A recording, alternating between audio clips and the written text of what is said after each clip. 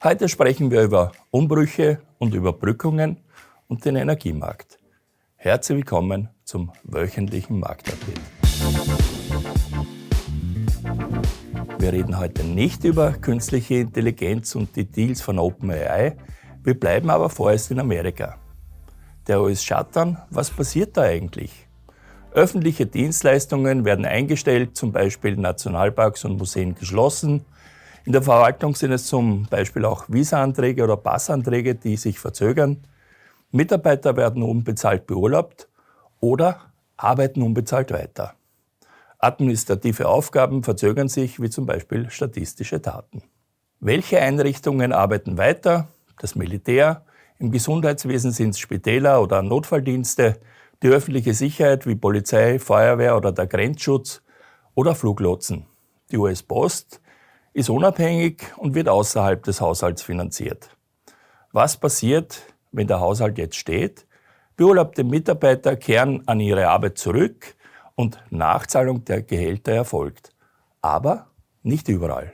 Was bedeutet das für die Wirtschaft? Zum Beispiel werden 26 Milliarden an genehmigten Finanzmitteln für demokratisch geführte Bundesstaaten wie New York, Illinois und Kalifornien gestoppt.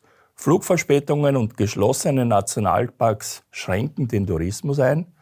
Und ca. 400 Millionen US-Dollar werden pro Tag an Vergütungen für Regierungsangestellte zunächst einmal eingespart. Das Bruttoinlandsprodukt reduziert sich, aber durch die Nachzahlungen wird ein Teil wieder in den Konsum investiert. Die 3 Statistikbehörden liefern keine Daten, wie wir zum Beispiel letzten Freitag beim Arbeitsmarkt gesehen haben. Damit wird es für die Marktteilnehmer, aber auch für die Federal Reserve schwierig, die Wirtschaft in den USA zu beurteilen. Nur um es erwähnt zu haben, der Shutdown ist deswegen, weil sich die Demokraten und die Republikaner nicht auf einen Etat einigen konnten. Der Kongress hat einen Übergangshaushalt zugestimmt, jedoch nicht der Senat. Dort benötigt es 60 Stimmen und die 53 der Republikaner waren zu wenig. Im Hintergrund wird weiter verhandelt, auch natürlich auf Initiative des Präsidenten. Schwierig ist es auch in Frankreich. Hier geht es Richtung Neuwahlen. Am Montag ist der Premier zurückgetreten. Einerseits wird jede Reform, jedes Sparprogramm verweigert. Andererseits drängt das Lager der Rechten um Marine Le Pen auf vorzeitige Neuwahlen, die wahrscheinlich im November stattfinden werden. Präsident Macron ist bis 2027 gewählt und kann nur aus eigenen Überlegungen zurücktreten. Wir bleiben hier am Ball und informieren euch. Die schwache deutsche Industrieproduktion war ein Thema, das kam vor allem aus dem Automobilsektor und der laufenden Anpassung, zum Beispiel auch durch temporäre Werksschließungen. Das passt gut zusammen mit der Nullwachstumsprognose der EZB für das 3. Quartal. Good News sehen wir beim Kreditwachstum. Die steigende Nachfrage nach Krediten ist im privaten Konsumbereich noch zögerlich. Das ist die hellblaue Linie. Die Dynamik für Kredite steigt seit einem guten Jahr an.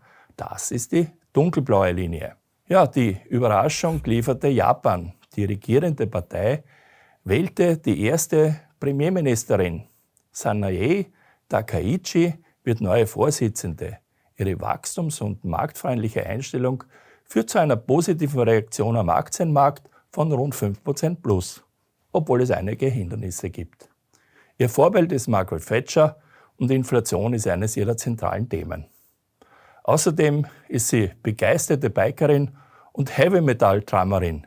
Die Energie wird sie beim Treffen mit dem US-Präsidenten Ende des Monats benötigen. Zum Schluss kommen wir noch zum Energiemarkt. Die OPEC Plus hat zuletzt wieder nur geringfügig die Produktion ausgeweitet. Damit soll der tägliche Überschuss, der im 1. Quartal 26 erwartet wird, gering gehalten werden. Wahrscheinlich wird es in den nächsten Monaten auch noch eine Pause bei der Produktionsausweitung geben, um die Preise stabil zu halten. Dazu wie üblich ein Blick auf den Gasspeicherstand in Europa. Derzeit sind wir fast voll mit rund 83% Füllstand. In Österreich sind es 85%.